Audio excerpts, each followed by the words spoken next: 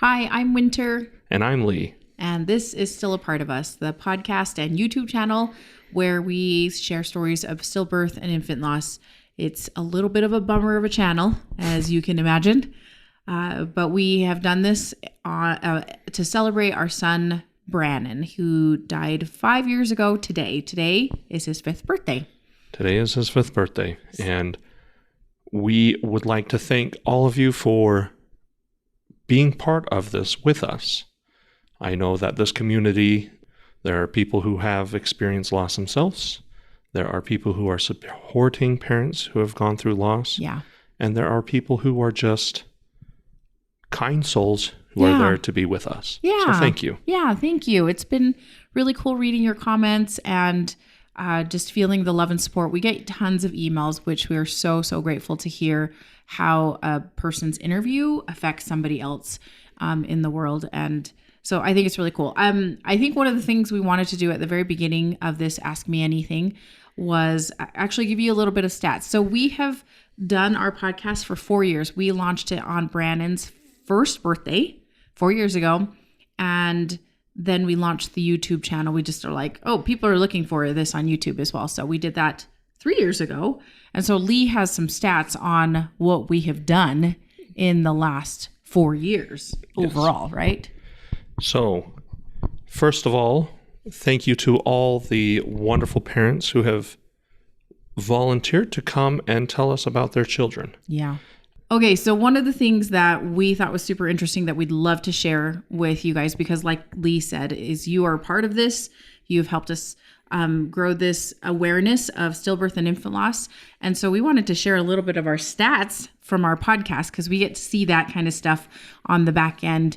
And so we have had on the podcast, like we said, we started publishing this 4 years ago, and we have had a total of 170 episodes with 128,930 listens as of whenever you looked at this. Earlier this week. Yep. And like I said, Lee has said, he mentioned that our first episode was July 19th, 2019. And our first interview was published August 1st, 2019, and kind of right around Brannan's birthday.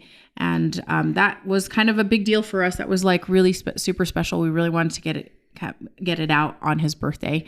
And we've interviewed 54 moms and 31 dads. Hey, dads, shout out to you guys, because seriously, there's not as many resources for dads. So thank you to the dads that always want to share. And I think that's so rad. And then we had 15 people we interviewed or 15 different other episodes that were interviews or maybe just us talking.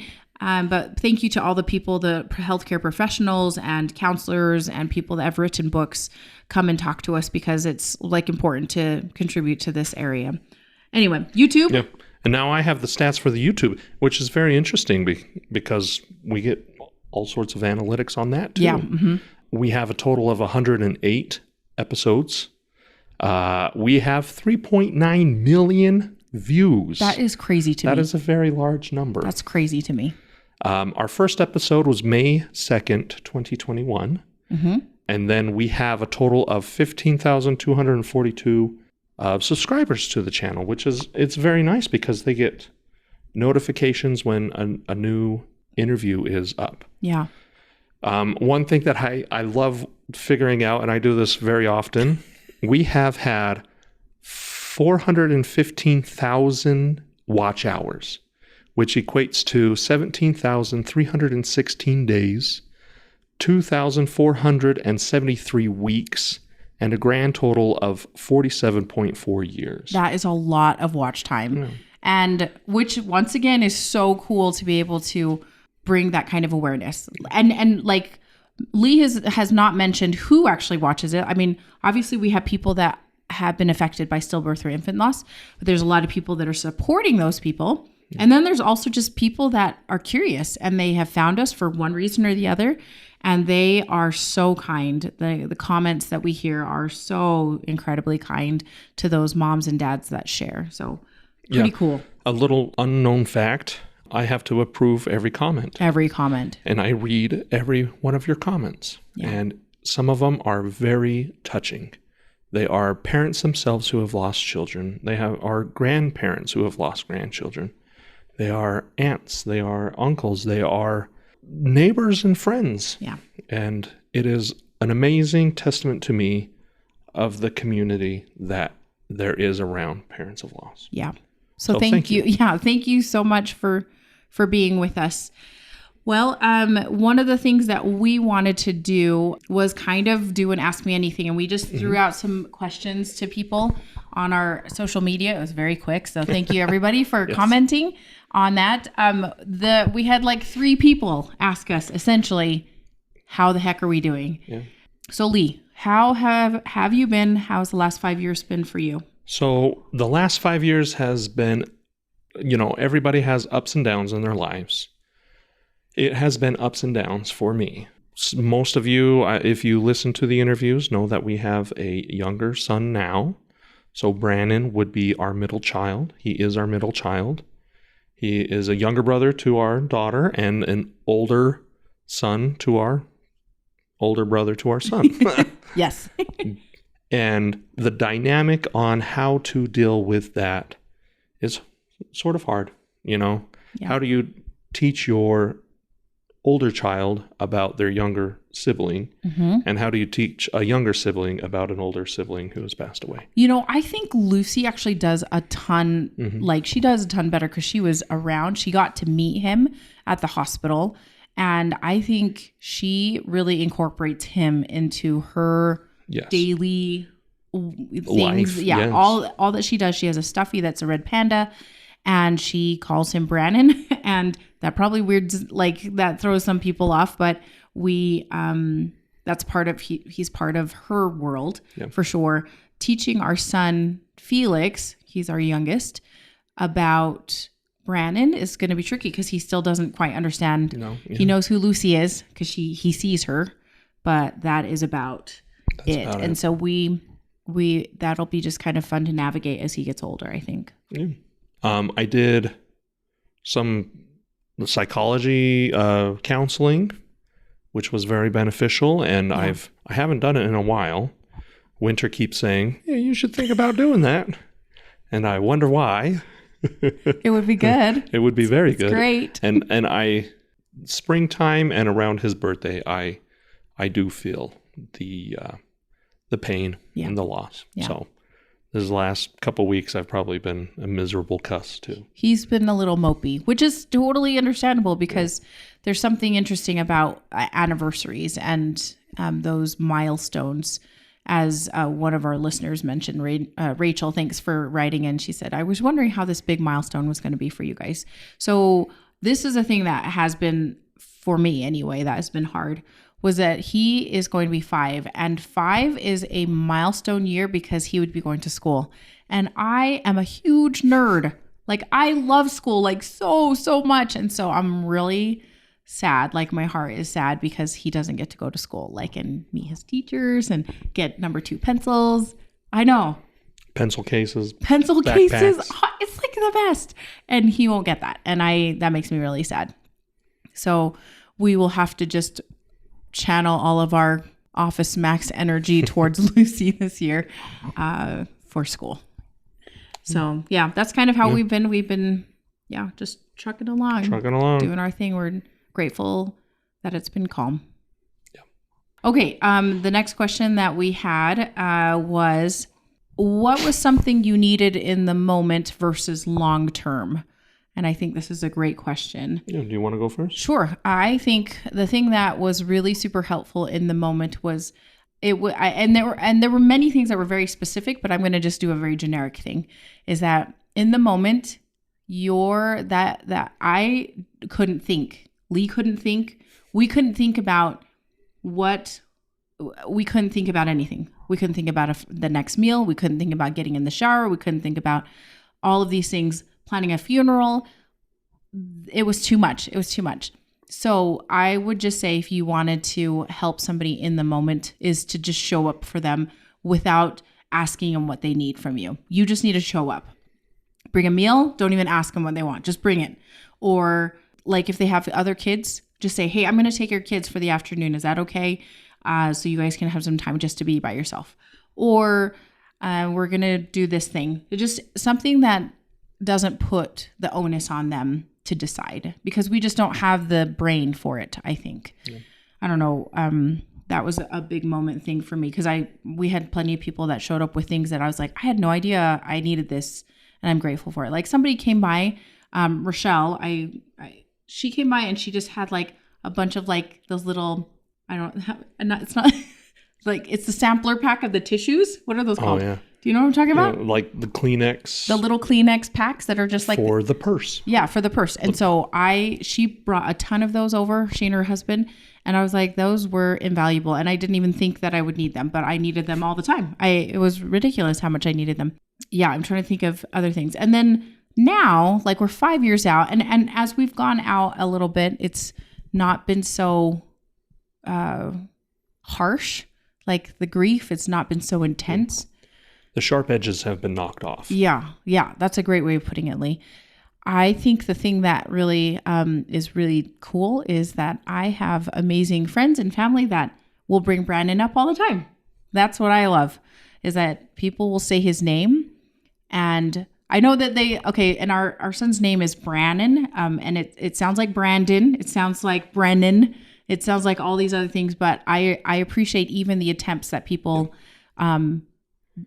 give to say his name. So I appreciate that so much. And the funny thing is when we named him Brannan, we knew people would get it wrong. Yeah, because it's not a common name. Nope. So it doesn't bother us at all when somebody's like, "Oh, hey, I was thinking of BRANNAN." I was like, thanks. Yes. Actually, I'm glad you were thinking about him. I think that's awesome. So we appreciate any mention of him, because yes, we're doing good on a day-to-day basis. We can get meals on them. We're cleansed. We shower on a regular basis, and occasionally we'll be a little sad, but most of the time we can do the activities of daily living. But it's just the memory that we love to hear about.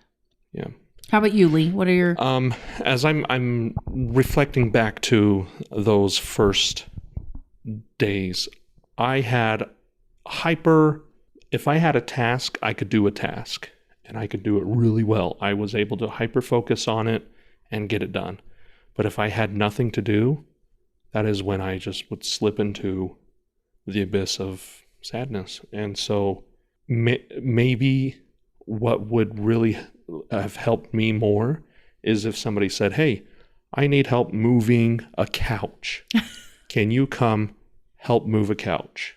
Just so that I, if it got me out of my funk, I'm not going to be spending 16 hours with you, because I want to be with my family. And I just remember thinking, if I had a task, I was doing my task very well. I was able to forget about myself. I was able to go do something. Yeah, I will say that Lee was very focused when we were in the planning stages of the funeral. He knew he had to get it done. He was very much on top of it. And I was grateful, because I, once again, did not have my wits about me. And the other thing that was super helpful, actually, I thought, was when we had the task of designing his bench. Like we created a kind of a bench memorial thing, and we took a lot of time planning that. And that was one of the tasks that I feel like really helped us. Yeah, winter was very paramount on that. So yeah, but and it took us like a year and a half to plan it. Yeah, it took us a long time, but we finally got it done. Yeah, and then what about now? What about now? Yeah, what helps you? I do like when people bring up Brannan. Not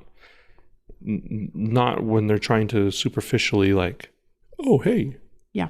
But a genuine like, "Hey, just thought about you guys." Yeah. And even if it's just don't even have to reply to this text, it's nice. It's nice.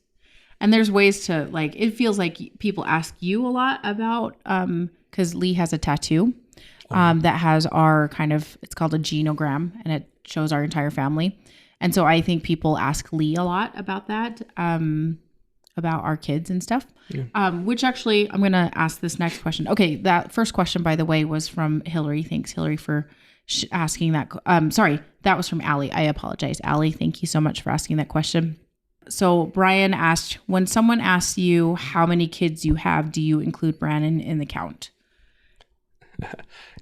Yes.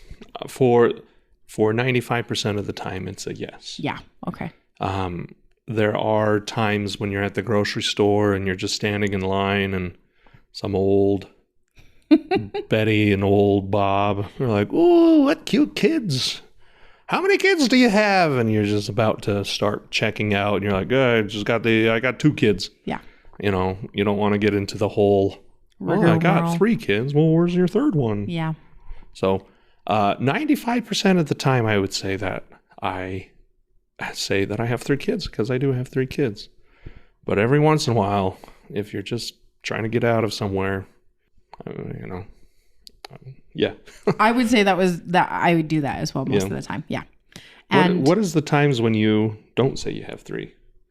Is it when you're trying to? When I'm trying to, it's a superficial relationship that I'm having. Yeah. So like, I was going to say the grocery store clerk, except for the fact that everybody at our grocery store knows us a lot. Like Lee goes to Smith's. I pretty much live there all the time. So it's kind of a funny joke. So if it's other places, like, I don't know, in the line station. For the gas station, then that's going to be a little less. Yeah. Most of the time I actually do say something because I want to talk about Brannan, and I want to talk about Lucy, and I want to talk about Felix. That's my family. Why wouldn't you want to talk to them about them? Yeah. I should be better about saying I have 3. Yeah. Well, it's whatever you prefer. Okay. I have a couple of other questions. Sorry. Okay. One of the questions.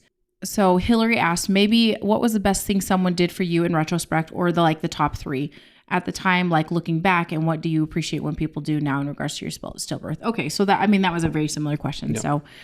So thanks, Hillary. I would say kind of those same things. Just show up, be helpful, and a nice little, even just a little text. You don't have to bring flowers over to their house. Yeah. Nowadays. Yeah. But just a nice, hey, thinking about you and your son. Yeah. I was going to also say, when you send text messages, I'm going to just throw this out there because I've said this before on the podcast and I want to reiterate it. So my friend John, he sent me a text message after we lost our son, and he said, "I'm so sorry about what happened, and I'm just devastated to hear this." And he's like, "Just wanted to let you know that we are thinking about you. We're praying for you." And then he added this disclaimer at the end, and it was awesome. He's like, "You do not need to respond back to this text message, because after somebody has had a loss and they are very supported, then it feels like you have this burden of responding back. And that is hard when you have hundreds of text messages or Facebook messages." Yeah, it's the truth. There was an outpouring of love. So much love. And I feel sorry because I hardly responded to anybody who reached out. So, but we read all of them. Yeah, we did. Yeah, we easily read all of them. So, okay, last question from one of our listeners, Catherine. She says, "I often wonder the weight these interviews might hold on you both. As you both often relate to the stories in ways, is it difficult to continue hearing these stories in such in-depth, intimate way while you continue to grieve your son?" I actually very much appreciate talking with the fathers. Before we even hit record and start recording the birth stories, we sometimes sit down for 30 minutes. You guys, it's a long time. An hour and a half, just chit-chatting. It's a long time. There have been some fathers who are just like, I don't get to talk to anybody about this. Yeah, they don't have the resources. And we understand each other, and we can sit and we could chat about everything. We could chat about golf and racing and Formula One and soccer and fishing and building decks and everything. Everything. You guys. And then all of a sudden it's like, I know you and you know me. Now we can sit down and you can tell me about your child. Yeah. Seriously, no joke, you guys. At one point in time, I was like, "Okay, Lee, I'll be with the kids and you can go get started." And so he gets started. And I was like, okay, it's been like an hour and a half. I'm going to just check in on him, see where he's at in the recording. I peek in. I was like, kind of knock on the door.